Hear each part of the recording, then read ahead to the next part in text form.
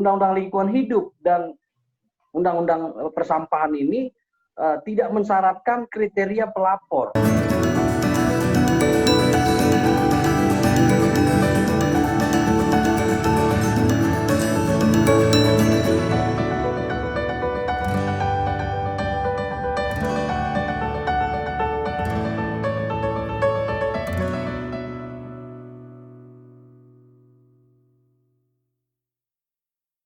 Terima kasih Pak Swendar atas pemaparan materinya ya.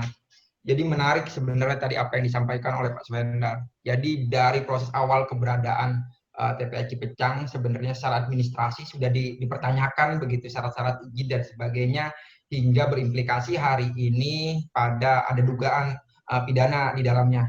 Begitu ya Pak Swendar ya. Kita mulai dari Denis Ahmad untuk bertanya. Oke, saya hidupin. Silakan. Ya.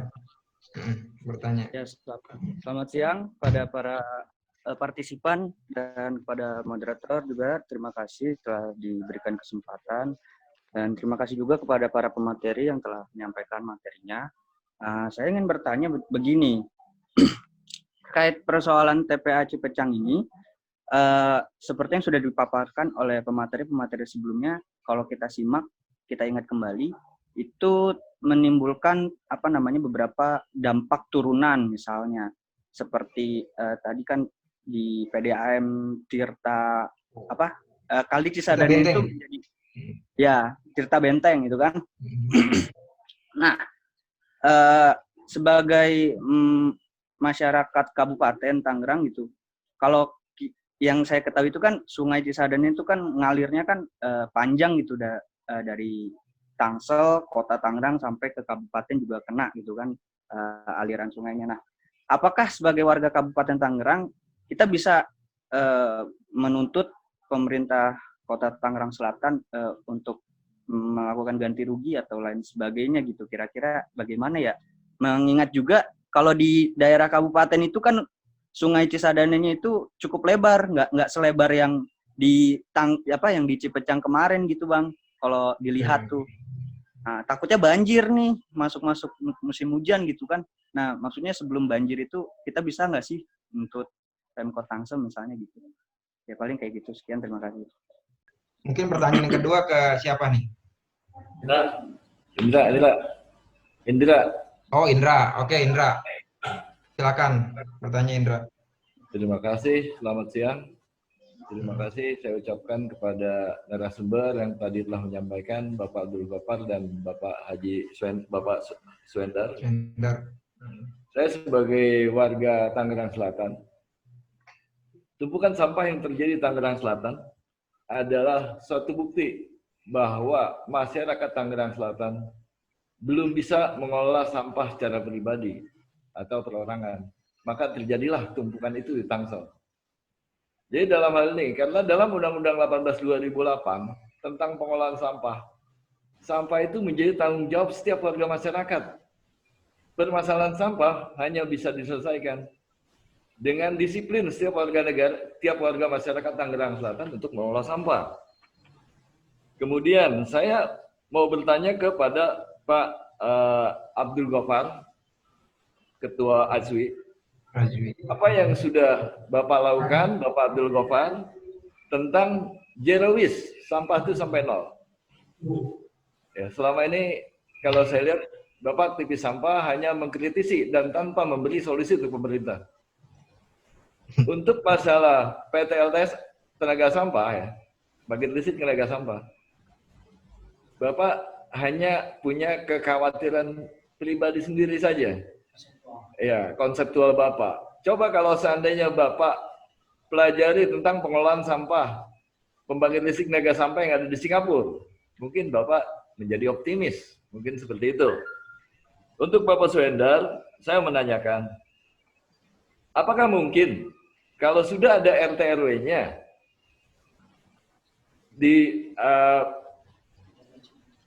digulirkan, RT RW-nya sudah ada, apa AMDAL-nya masih dipertanyakan atau diragukan atau belum ada? Bukankah AMDAL itu syarat mutlak untuk menertibkan RT RW? Terima kasih dari saya. Sekian. Wassalamualaikum warahmatullahi wabarakatuh. Waalaikumsalam warahmatullahi wabarakatuh. Ke Bang Muhammad Dhani dulu nih, pertanyaan yang ketiga. Oke, Bang. Terima kasih banyak atas kesempatan. Memang polemik TPA Cipencang ini cukup seru juga kalau kita amati gitu. Artinya saya melihat di sini ketidakberdayaan Pemda sendiri dalam penanganan TPA Cipencang ini gitu. Yang menjadi satu pertanyaan aneh saya gitu. Bukan sehari dua hari permasalahan ini. Kenapa Pemda itu tidak berani gitu untuk mengeksekusi Cipencang ini gitu. Kemudian juga banyak sekali tokoh-tokoh yang tadinya bergema TPA Cipencang salah aturan atau gimana gitu. Tapi ternyata memang yang seperti tadi penanya sebelumnya tidak ada action untuk solusi gitu. Saya berharap Pemda sendiri yang khusus menangani Cipencang ini harus berani gitu untuk bisa menyelesaikan permasalahan ini, karena kita sudah berikan kepada Pemda gitu. Kemudian juga betul ini tanggung jawab masyarakat gitu. Saya melihat bukan masyarakat saja gitu kan. Ini kan di titik akhir nih, sampai nih di TPA Cipencang gitu kan. Kalau saya lihat masyarakat sudah sadar kok terhadap penanganan masalah sampah dengan adanya bank-bank sampah. Itu jadi membuktikan masyarakat sadar akan keberanian sampah. Tapi yang menjadi permasalahan di sini keberanian dari Pemda itu sendiri gitu. Saya pikir itu aja. Terima kasih. Ya, tadi saya izin sekaligus saja ya. Tadi kan Bang Indra juga tanya tuh. Pertama dari Bang Denis ya tentang dampak turunan kekhawatirannya di Kabupaten Tangerang, air dan seterusnya. Ya saya kira dampak turunan itu bukan cuma ya di Kabupaten Tangerang, di lingkungan sekitar itu menurunkan kualitas ekonomi. Bayangin di sekitar tersebut kan masyarakat terkena dampak bau. Jadi nggak mungkin itu buka rumah makan misalnya. Atau bagi masyarakat sekitar juga tidak bisa belajar dengan serius karena terganggu dan seterusnya. Artinya kualitas kesehatan juga terganggu. Saya kira untuk jangka panjang ini sangat mengkhawatirkan. Nah, termasuk di Kabupaten Tangerang. Saya kira kalau diuji ya baku mutu airnya apakah memenuhi kualitas atau tidak ya itu mesti dibuktikan di laboratorium. Tetapi balik ke pertanyaannya, apakah bisa menuntut? Saya kira bisa. Karena Undang-Undang Lingkungan Hidup dan Undang-Undang Persampahan ini tidak mensyaratkan kriteria pelapor, ya. Yang dia katakan hanyalah objeknya. Siapa saja gitu. Artinya setiap orang ini bisa orang persorangan atau badan hukum. Jadi terlepas yang melaporkan siapapun itu bisa. Nah, saya kira ketika memang merasa dirugikan ya saya kira ini ruang terbuka untuk itu. Lalu masuk ke pertanyaan Bang Indra. Nah, dia mengatakan, saya sedikit ya berpendapat tentang Bang Indra tadi mengatakan LSM itu terutama Bang Gopar tadi hanya bisa mengkritisi pemerintah. Saya kira ini karena permasalahan sampah ini menjadi tanggung jawab bersama. Tadi saya sudah sampaikan bahwa ini betul menjadi tanggung jawab bersama. Tapi dalam kehidupan berbangsa dan bernegara, kemudian kita sudah mendesain menjadi susunannya ada pemerintahan pusat, ada pemerintahan provinsi, dan pemerintahan daerah. Nah, masyarakat ini kemudian memilih atau kemudian masyarakat ini kemudian diberikan melalui otonomi daerah membentuk pemerintahannya sendiri yang dengan tujuannya adalah mengatasi persoalan-persoalan itu. Jadi bukan semua masyarakat, betul tanggung jawab masyarakat secara umum, tapi secara khusus ini menjadi kewajiban pemerintah daerah dan itu ditegaskan. Tadi Bang Indra juga menyebut Undang-Undang Persampahan. Di pasal 5-nya jelas kok, Bang, mengatakan pemerintah dan pemerintah daerah. Nah, pemerintah dan pemerintah daerah berarti pemerintah Kota Tangerang bertugas menjamin terselenggaranya pengelolaan sampah yang baik dan berwawasan lingkungan sesuai dengan tujuan dalam undang-undang ini. Nah, artinya ini menjadi tanggung jawab pemerintah bertugas menjamin kalau masyarakat itu hak. Kalau hak itu boleh dipakai, boleh enggak.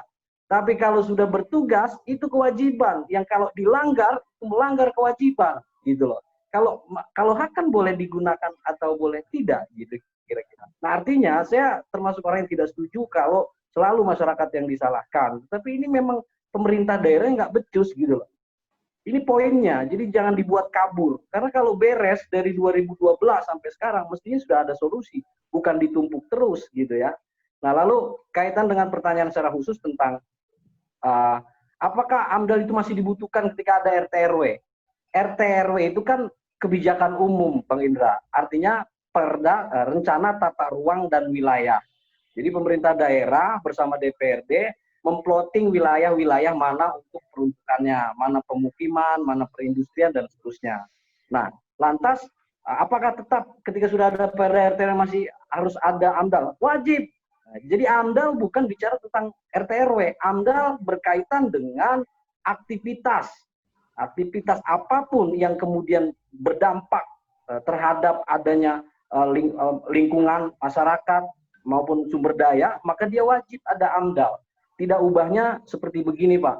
Ketika kita mau mengendarai lalu lintas, kan syarat wajibnya punya SIM. Apakah ketika seorang anggota kepolisian tidak wajib punya SIM? Kan tetap wajib. Gitu. Apapun aktivitasnya, termasuk pemerintah daerah ketika membuat TPA Cipecang, maka wajib ada AMDAL-nya, wajib ada izin lokasi dan seterusnya sebagai bentuk perlindungan terhadap masyarakat di sekeliling. Jangan semau-maunya gitu. Bayangin kalau mau membangun tanpa IMB, yang dirugikan siapa?